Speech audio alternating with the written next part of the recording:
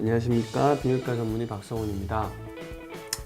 오늘 이번 시간에는 이제 발기부전 치료에 대해서 우리가 약이나 주사는 다뤘으니까 그 다음인 이제 수술적인 치료에 대해서 말씀드리려고 해요. 발기부전 치료가 제일 처음 어떻게 보면 환자 몸에 뭔가 하는 치료는 사실 먹는 약도 아니고 주사도 아니고 수술이었어요. 물론 그 전에는 이제 서양에서도 굿을 한다거나 일종의 우리나라처럼 이런 식으로 뭔가 그 사람이 뭔가 문제가 있다 해서 음식을 먹는다거나 아니면 정신과 상담을 받는다거나 이런 게 주된 치료였지만 실제로 그 전에도 진취적이었던 분들은 선구자들은 수술적 치료를 시도했었어요. 제일 처음 시도됐던 게 언제였냐면 1차가 2차 세계대전 이후였어요. 세계대전 이후에 거기가 이제 전쟁 후에 왜 병사들이 다쳐가지고 발기가 잘 안 되게 된 사람이 있었는데 그 환자에게 어떻게 치료했냐면은 자기 그 갈비뼈 연골 있잖아요. 이거를 뜯어다가 음경 안에다가 이제 이식을 해줬던 거예요. 이식을 해주니까 성관계가 가능했다라고 돼 있어요. 근데 이제 문제는 연골이다 보니까 반복적으로 사용하면서 이게 자꾸 흡수가 된 거예요. 작아져서. 그래서 이제 또 떼서 수술하고 이런 문제가 있었다라고 합니다.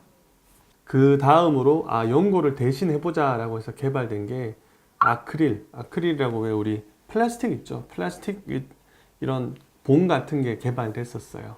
그랬다가 이거는 너무 이제 휘지 않거나 이런 문제가 있기 때문에 그 다음에 개발된 것이 흔히 지금 알고 있는 굴곡형이라는 게 개발됐어요. 그리고 그거 있다가 딱 2년 뒤에 팽창 임플란트라는 게 브렌틀리스 가스에서 개발됩니다.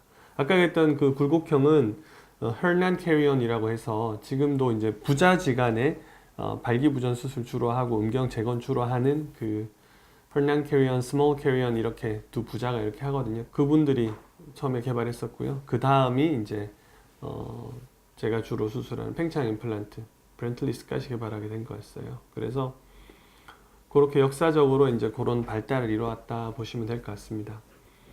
처음에 이제 굴곡형 팽창형이 있었을 시기에는 미국에서도 굴곡형 수술이 한 80%, 팽창형 수술은 20%도 안 됐다 그래요. 왜냐하면 팽창의 기계적인 안정성이 떨어지니까 그랬는데 이제 점점 지나면서 1970년대 후반부터는 역전이 돼서 이제 80년대 후반부터 역전이 되고 이래가지고 팽창형 수술이 지금은 거의 90% 이상 차지한다 이렇게 보시면 될 것 같아요.